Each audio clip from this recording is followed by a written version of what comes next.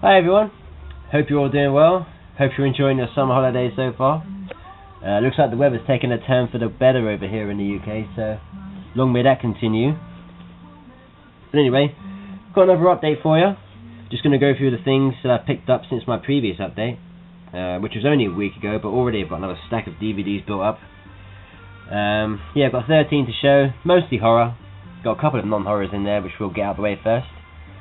And we'll start with one that everyone seems to be picking up recently, and it's Hobo with a Shotgun. And yeah, generally this one gets positive reviews. I've liked what I've seen and read and heard about it. Looks like it's one I could enjoy. It's meant to be an ultra-violent, gory action vigilante film with a bit of tongue-in-cheek humour, so should be really enjoyable. Yeah, like I said, meant to be quite gory. And I remember one of the reviewers, I think it was Beyond the Realms page, reviewed this, and he mentioned that the makers took a stance not to use any CGI blood and gore effects, which was excellent. I'm glad they've kept it old school and juicy. And yeah, that was another selling point. And love the artwork on this as well. This is fantastic. And it's been shown off really nicely on this really cool slipcase. It's embossed. Got a nice glossy shine to it. Nothing cheap or tacky. It's really nice. And it's got some decent special features on there. I mean, you've got got a couple of commentaries, making of, deleted scenes, and an alternate ending. So very pleased with this little release here. Can't wait to watch it. And that's Hobo with a Shotgun. Okay, moving on. We have a Korean thriller called Public Enemy from 2003. And this one's meant to be like a more extreme version of the Dirty Harry film. It's about this hard nut cop on the trail of this serial killer.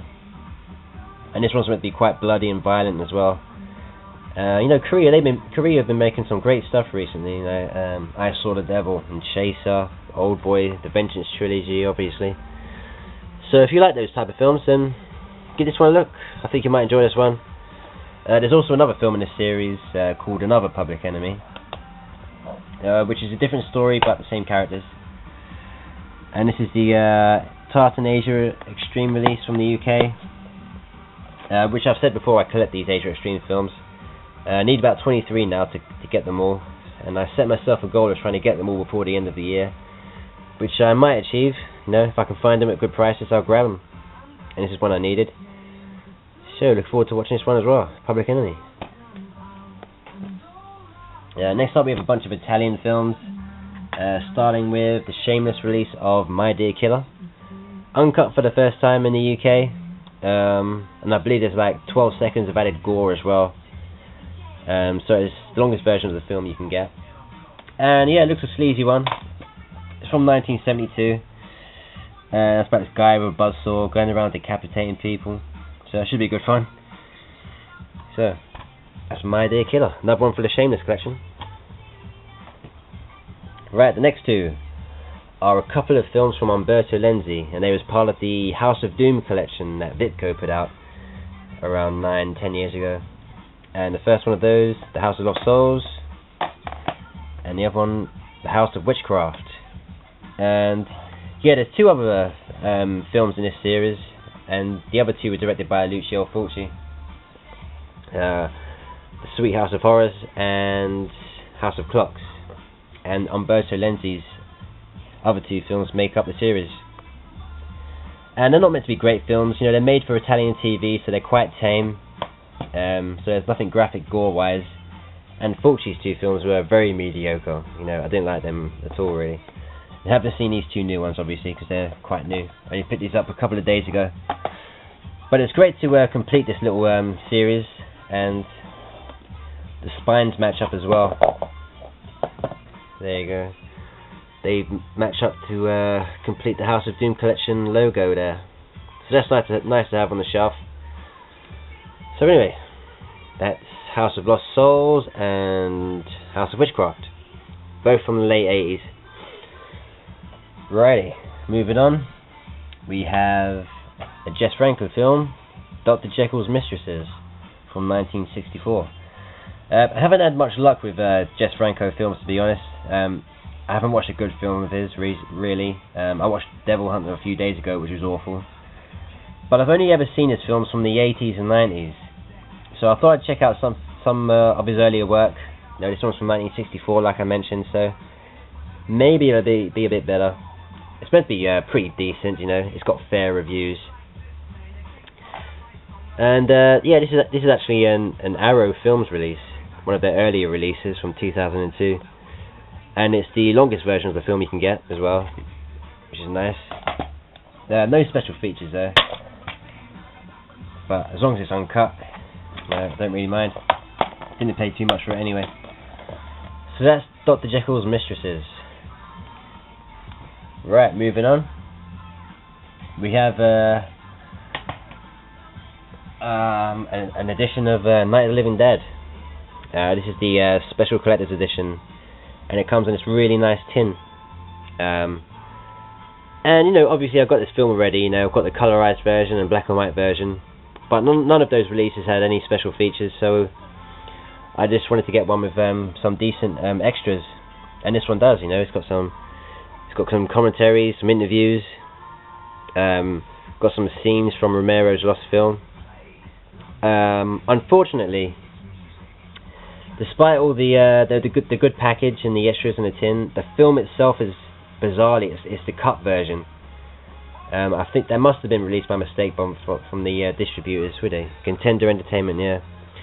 They've put the cut version of the film on here by accident, so that's disappointing. But like I said, I've already got the film. Just bought it for the extras in the tin, which is really nice. And it looks nice on display as well. It's got an embossed logo here as well. So that's Night of the Living Dead. Now, moving on, we've got another Romero film. It's The Dark Half, and I didn't even know this film existed until a week ago. I thought I had all of Romero's films, so I was going through his filmography and I noticed this one, and it's one I didn't have, so grabbed it. And it's from 1991, so it's 20 years old. But it's meant to be quite good. I like the look of the plot, and it's based on a Stephen King novel as well. So this one should be a good watch as well. So that's Dark Half. Next up we have a film from 1994 called Mind Ripper with Lance Henriksen. Yeah, I've always wanted to see this one. It doesn't have the best reviews, you know. It's got a fairly low score on IMDb, but I just wanted to see it, you know, satisfy curiosity. It's meant to have some decent gore in here now and then. It looks alright. It's a young cut release from Anchor Bay, UK. No real special features really, just from film notes, biographies, doors, galleries. Yeah, a bit of Lance Henriksen, you know. He's always good to watch. So that's Mind Ripper. Right, next up we have Poultrygeist, Night of the Chicken Dead. Yeah, this film just looks really good fun. I tend to stay away from Troma stuff because I'm not the biggest fan of theirs. But I watched a trailer for this, and people seem to be, you know, quite favourable in their reviews. So I thought I'd give it a go. I mean, paid decent price for it. I mean, it's a 3-disc collector's edition, and I believe there's only 15,000 of these, and they're supposed to be numbered, but mine isn't, which is odd. I'm not sure if anybody else has got an unnumbered copy, but that's mine. And it's a nice digipack as well. It's a nice edition. That's really nice artwork. There's a note there from Lloyd Kaufman, and you got the 2-disc edition there, and you got the bonus disc, American Chicken Bunker. So that'll be good fun to go through when I'm in the mood. That's Poultrygeist. I'm not sure when this was made actually. I think it's fairly recent. Okay, moving on. We have another Korean film. It's The Ring Virus.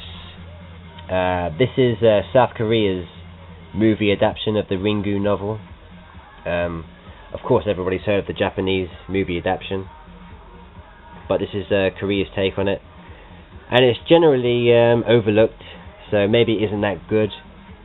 But I like the Ring films. I mean, I've got them all now.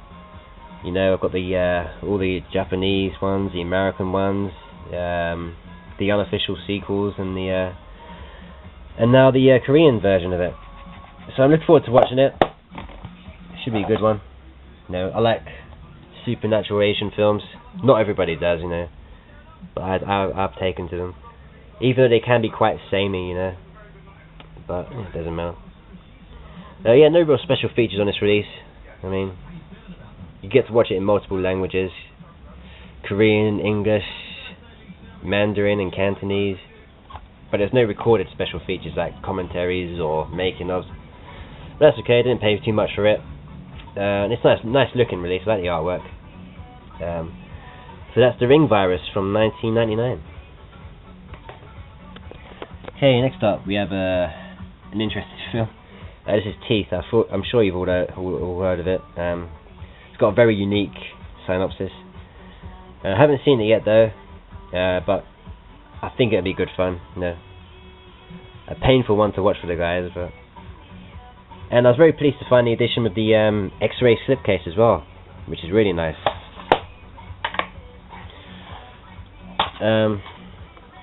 Yeah, got some decent special features on there as well. So that's Teeth.